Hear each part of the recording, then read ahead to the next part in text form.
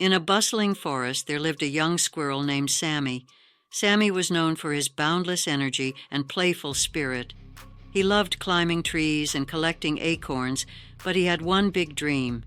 He wanted to fly like the birds he watched soaring above him.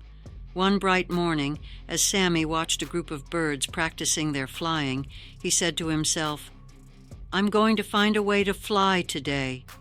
He scampered over to his best friend, Bella, the wise old owl. "Bella, how can I learn to fly?" he asked eagerly. Bella chuckled softly. "Sammy, squirrels can't fly, but if you want to try, you'll need to be creative." Determined, Sammy set out to create his own flying contraption. He gathered twigs, leaves, and a few feathers he found scattered around the forest. After hours of hard work, he finally had a makeshift glider. "This will work," he declared, feeling proud of his creation.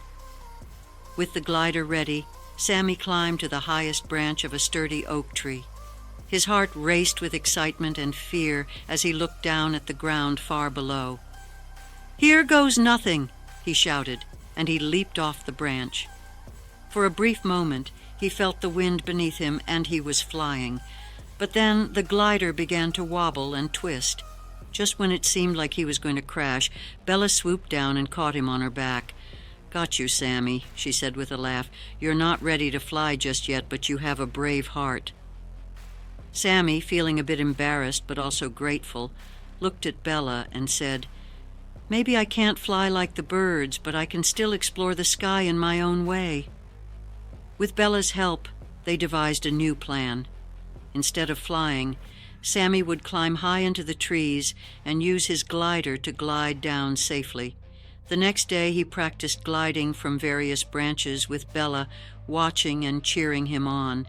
He discovered he could soar from tree to tree, feeling the rush of the wind against his fur. As Sammy perfected his gliding skills, word spread through the forest. Soon all the animals gathered to watch Sammy glide from branch to branch.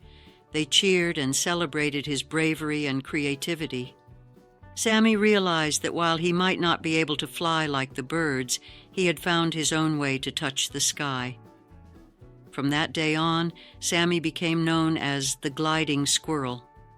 He taught his friends how to glide and explore the treetops, bringing joy to the entire forest. Sammy learned that sometimes dreams don't have to look the way you expect them to. With a little creativity and courage, you can make them your own.